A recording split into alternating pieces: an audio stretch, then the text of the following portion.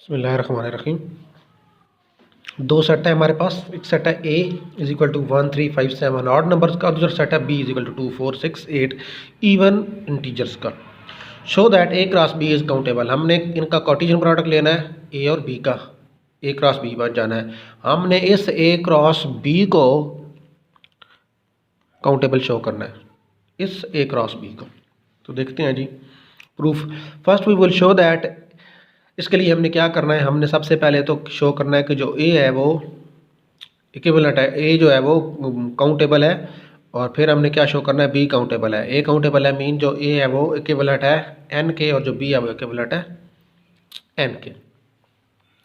Define a mapping from mapping f from set of natural number to set of a by f of n is equal to 2n-1। ये देखें 2n-1 odd numbers की representation है। ये जो पहला set है a odd number नहीं है, तो ऑड नंबर के हमने रिप्रेजेंटेशन ले फॉर ऑल n। अब हमने इस 2n-1 को बाइजेक्टिव शो करना है f ऑफ n जो है। Let f of n is equal to f of m where m n belong to set of natural number, पहले वाला सेट। वैल्यू लगाएं f n 2n-1 f m 2m-1, तो यहाँ से n is equal to m आ जाएगा। तो क्या शो हो गया, f इज 1 1।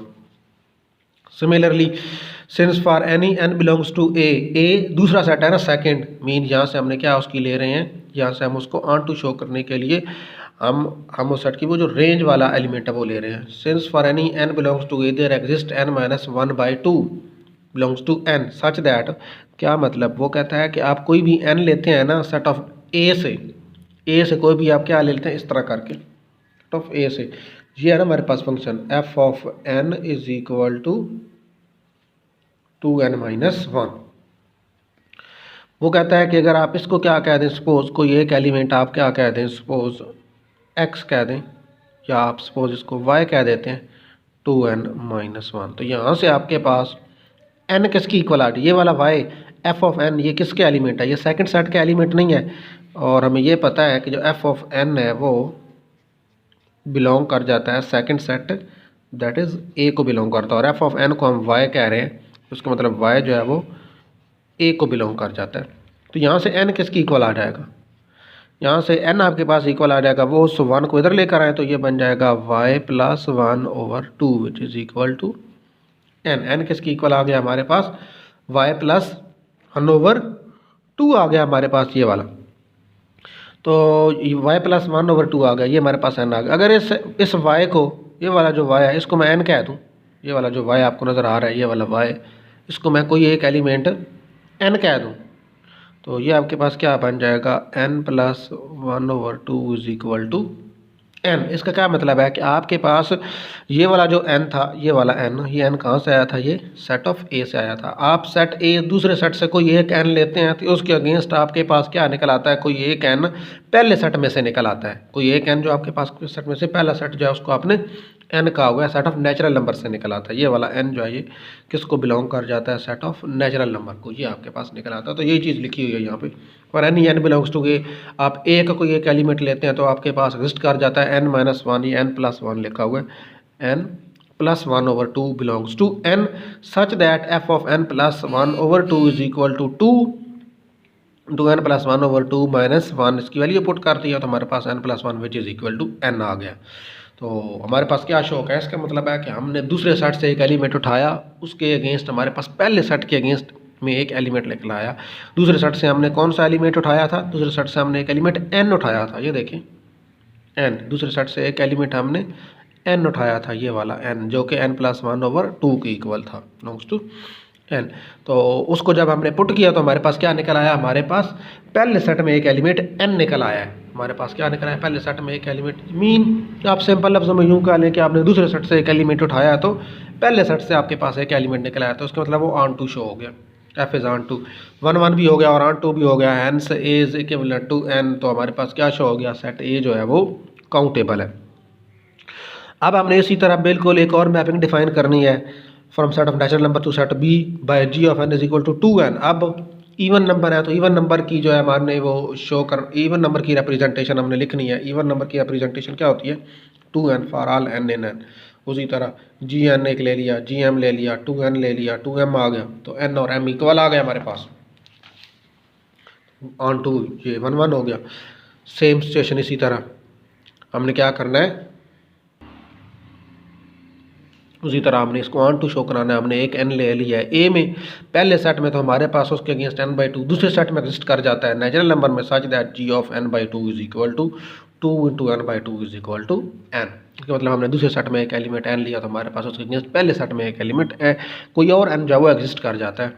तो इसका मतलब है कि जो सेट b है वो हमारे पास अब क्या हो गया है, वो भी हमारे पास ऑन टू हो गया। तो अब ये वाला जो हमने फंक्शन डिफाइन किया था वो अब ऑन टू भी हो गया, पहले वो 1 1 था। तो अगेन ये फंक्शन आपको पास बाइजेक्टिव हो गया, तो क्या बन जाएगा, b is equivalent to n। इसको आप इक्वेशन नंबर 1, पहली इक्वेशन में क्या था, a is equivalent to n, दूसरी में क्या आ गया, b is equivalent to n।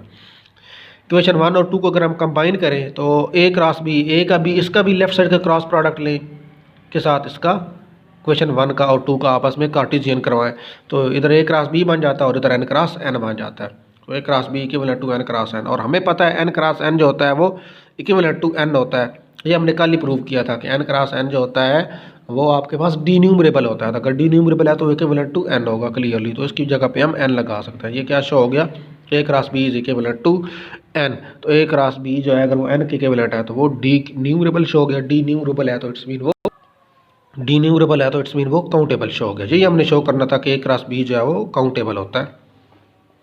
Next theorem है, एक एग्जांपल थी, नेक्स्ट थ्योरम है sequence of distinct elements is D numerable. हमने शो करना है कि हमारे पास कोई डिस्टिंक्ट एलिमेंट है, उनकी हमारे पास एक सीक्वेंस है और वो हमने शो करनी है कि वो सीक्वेंस जो है वो डी न्यूमरेबल है। देखो जो सीक्वेंस होती है ना वो भी बेसिकली एक सेट ही होता है। अब उसको पैरेंथेसिस उसमें आप उसमें ब्रैकेट्स में लिख देते हैं ना, जब आपको कर्ली ब्रैकेट्स में, तो वो भी आपके पास क्या आ जाता है, एक सेट ही होता है। Let n be the sequence of distinct elements to show an is denumerable, we have to show that n is equivalent to an। Mean हमने एक बाइजेक्टिव मैपिंग शो करवानी है n से इस सीक्वेंस की तरफ। For this define mapping n from mapping f from set of natural number to an by f of n is equal to an where n belongs to n।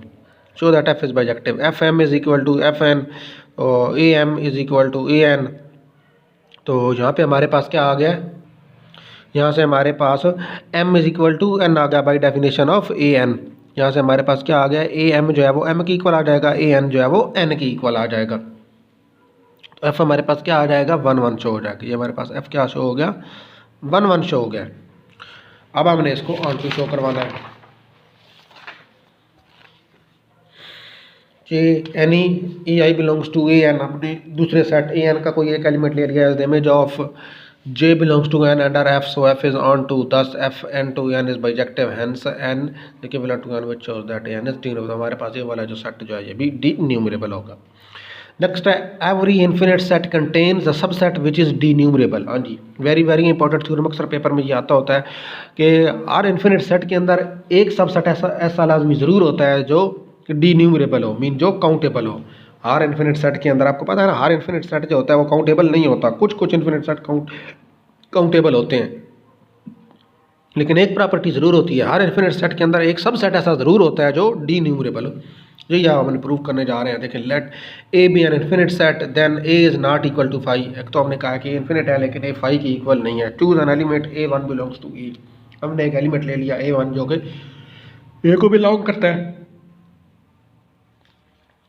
हमने आगे लिखा if a minus A1 is not equal to 5। a अगर 5 नहीं था और उसमें से एक एलिमेंट हमने सब्ट्रैक्ट कर रहे हैं तो वो भी हमारे पास 5 नहीं है। इस मीन जो a था वो सिंगलटन सेट नहीं है। अगर उसमें एक ही एलिमेंट था वो हमने सब्ट्रैक्ट कर दिया तो सिंगलटन नहीं है, not equal to 5। Then a is equal to A1, then a is equal to A1। नहीं सॉरी, हमने ये गलत बोल दिया, ये लिखा होगा a minus A1 is equal to 5। क्या मतलब a के अंदर जो एलिमेंट a निकाल दे तो आंसर 5 आ जाता। तो इसका मतलब a के अंदर एक ही एलिमेंट था A1 जिसको हमने निकाल दिया है तो 5। इसका मतलब है a जो था वो सिंगलटन सेट है। सिंगलटन सेट का मतलब उसके अंदर सिर्फ एक ही एलिमेंट है और वो एक एलिमेंट फिर A1 नहीं था, तभी तो हम उसको निकाल रहे हैं, तो आंसर 5 आ रहा है। तो a जो है वो A1 की इक्वल ही हो जाएगा फिर, एंड a इज़ फाइनाइट। तो फिर हमारे पास a जो है वो क्या हो जाता है, फाइनाइट हो जाता है। So a minus A1 is not equal to 5। तो इसका मतलब हमने a माइनस A1 जो है उसको 5 नहीं रखना। अगर a माइनस A1 को अगर हम 5 रखते हैं तो a फाइनाइट हो जाता है, लेकिन हमने तो सेट लेना है infinite. So we can select an element A2 belongs to A minus a one, but then a minus a one a two is equal to, अगर इसको हम नॉट इक्वल टू फाइव करते हैं, where a one a two belongs to a, otherwise a is equal to a one a two. बिल्कुल उसी तरह same वो जो ऊपर हमने यूज़ किया था, अगर हम इसको इक्वल टू फाइव कर देते हैं तो ए जो है वो ए वन ए टू की इक्वल हो जाता है। उसका मतलब ये वाला फाइव नहीं होना चाहिए, अगर ये फाइव हो जाएगा तो इसकी इक्वल हो जाएगा और फाइनाइट हो जाएगा again, and A is finite. Continuing in this the process again and again, we can get a sequence an of distinct elements if we write set B हमने एक ले लिया which is equal to A1 A2 A3 AN and चलते चलते ये हमारे पास एक set B आ गया, और ये जो सेट B है ना वो सेट A का सबसेट हो गया। सेट A का क्या हो गया, वो सबसेट हो गया।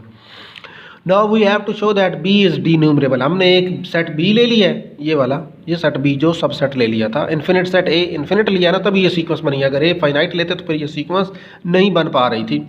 हमने A को इन्फिनिट ले लिया तब हमारे पास ये सीक्वेंस बन गई, और ये वाली जो सीक्वेंस थी इसको मैंने सेट B कह दिया, और ये वाला जो B है वो A का सबसेट हो गया। अब हमने क्या शो करना, हुआ तो शो दैट B इज़ डीन्यूमरेबल। ये B एक सबसेट आ गया इन्फिनिट सेट का, इसको अब हमने डीन्यूमरेबल शो कर देना। For this define a mapping. Again क्या हो गया, ये वाली एक सीक्वेंस नहीं बन गई, जिस तरह हमने पिछले उसमें एग्जांपल में किया है अभी, कि जो सीक्वेंस ऑफ डिस्टिंक्ट एलिमेंट होती है वो डीन्यूमरेबल होती है। तो ये वाला सेट B जो है वो डीन्यूमरेबल सीक्वेंस बन गई, और ये डीन्यूमरेबल होती है।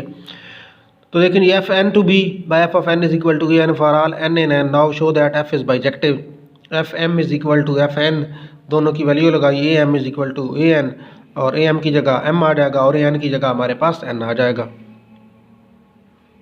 तो एफ क्या हो जाएगा हमारे पास 1 1 शो हो गया। अब हमने इसको ऑन टू शो कराना है। Since for any a n belongs to b there exist n belongs to n, हमारे पास ए एन हमने कोई ले लिया जो कि एन बिलोंग होता है, such that f of n is equal to a n. बिल्कुल इस तरह जिस तरह प्रीवियस एग्जांपल में हमने सीक्वेंस वाले में किया था, सेम वही सिचुएशन है। So f is onto thus f n to b is bijective. N से एन क्या हो जाएगा हमारे पास, इक्विवेलेंट टू बी हो जाएगा। तो क्या शो हो गया हमारे पास, जो सेट बी है वो डीन्यूमरेबल हो गया, और बी क्या था, वो इन्फिनिट सेट ए का सबसेट था। और यही हमारा क्वेश्चन था कि हमने एक इन्फिनिट सेट लेना है और ये शो कराना है कि उसके अंदर एक सबसेट ज़रूर ऐसा एग्जिस्ट करता है जो डीन्यूमरेबल हो। This completes the proof. यही हमारा टास्क था आज का।